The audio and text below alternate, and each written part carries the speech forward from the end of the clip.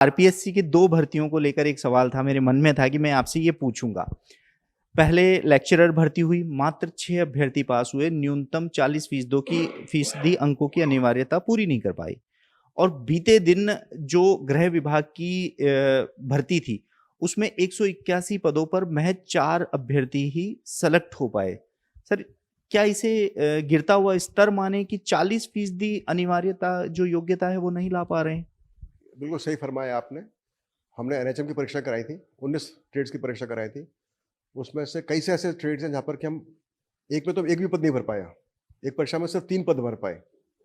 जहाँ सैकड़ों पद हैं, वहाँ पे सिर्फ 3 पद भरना या एक भी पद नहीं भर पाना। जैसे बायोमेडिकल इंजीनियर में एक भी पद नहीं भर पाए हम। तो इसका मतलब ये है कि जो कैंडिडेट्स हैं, जो अप्लाई करते हैं, या तो वो कैंडिडेट्स कहीं कॉर्पोरेट में चले गए हैं, अच्छे पदों पर चले गए हैं, दूसरे उन्होंने बेहतर एवेन्यूज़ खोज लिए हैं, वो इनका हमारे इसमें संविदा पदों पर नहीं आना चाहते, या फिर ये जो कैंडिडेट्स हमारे हैं जिनके पास डिग्रियां हैं लेकिन नॉलेज नहीं है, या फिर डिग्रियां हैं लेकिन वो प्रिपरेशन करके एग्जाम नहीं दे रहे हैं। कई सारी बातें हो सकती हैं और कुछ हद तक ये हो सकता है कि पेपर काफ़ी टफ हुए हो, तभी भी ऐसा हो सकता है कि वो 40% नहीं कर पाए। पर मैं समझता हूँ सबका आंसर इन बिटवीन है, सब चीज़ थोड़ी थोड़ी लागू है। थोड़ा पेपर टफ हो सकता है, कैंडिडेट्स भी प्रिपरेशन नहीं करते, उनके पास भी डिग्री जो होती है वो फर्जी होती है कई बार, या वो खाली बस डिग्री लेते जाके पढ़ाई नहीं करते। और कई बार जो कैंडिडेट अच्छे वाले होते हैं वो अप्लाई नहीं करते, वो और कहीं अप्लाई करते हैं। इन सब की वजह से जो पद हैं वो कम रह जाते हैं। और ये 100% आप जो बोल रहे हैं वो सही बोल रहे हैं कि ये गिरता हुआ स्तर है पढ़ाई का और प्रिपरेशन का, कि वो जो कैंडिडेट्स हैं वो कॉलेज जाते हैं, प्राइवेट कॉलेजों में जाते हैं, गवर्नमेंट कॉलेज में जाते हैं, लेकिन पढ़ाई नहीं करते और सिर्फ वो कोचिंग या दूसरी चीज़ में डिपेंड करते हैं और बाद में फिर वो प्रयास करते हैं। और जहाँ तक हमारी परीक्षाओं का सवाल है, कई बार ऐसे आरोप लगे कि आपके प्रश्न पत्र बहुत आसान होते हैं, उनका बहुत निम्न स्तर होता है, आरपीसी का बहुत अच्छा स्तर होता है, तो आपके जो कट ऑफ बहुत हाई जाती है। अब हमको देखना पड़ता है कि हम चाहते हैं जो हमारे कैंडिडेट्स हैं उसमें बहुत ही बड़े नंबर हमारे वंचित वर्ग के होते हैं, जैसे कि एससी एसटी के, हमारे टीएसपी क्षेत्र जो होता है, हमारा जो शहरिया क्षेत्र होता है।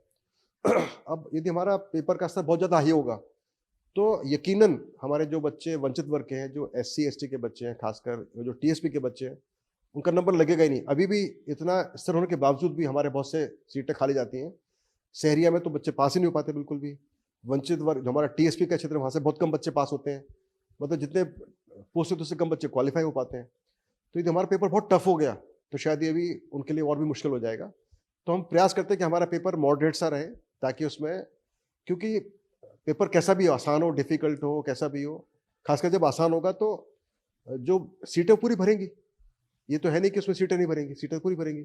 लेकिन कम से कम जो हमारे एससी-एसटी के बच्चे, टीएसपी के बच्चे, उनको भी चांस अच्छा मिल जाएगा, जहाँ पर 40% क्वालिफाइंग क्राइटेरिया होता है, 35% क्राइटेरिया होता है। अगला बात होता है कि बच्चे बोलते हैं, साहब इसमें आपने सबको बराबर कर दिया, गधा घोड़ा बराबर कर दिया, ऐसे बोलते हैं कुछ, है ना? अब मैं समझता हूँ कि यदि पेपर आसान है एक नॉर्मल आदमी के लिए, तो जो बच्चा तैयारी कर रहा है पिछले 5 साल, उसके लिए और भी आसान हो गया। उसके बावजूद भी वो बच्चा जो तैयारी कर रहा है 5 साल से, उसका नंबर नहीं आ पाया, तो वो उसकी गलती है, वो दूसरे बच्चे की गलती नहीं है। तो मैं समझता हूँ कि पेपर आसान हो, डिफिकल्ट हो, कैसा भी हो, जो तैयारी करता है उसके नंबर ज़्यादा आने चाहिए, जो तैयारी नहीं करता उसके नंबर कम आने चाहिए।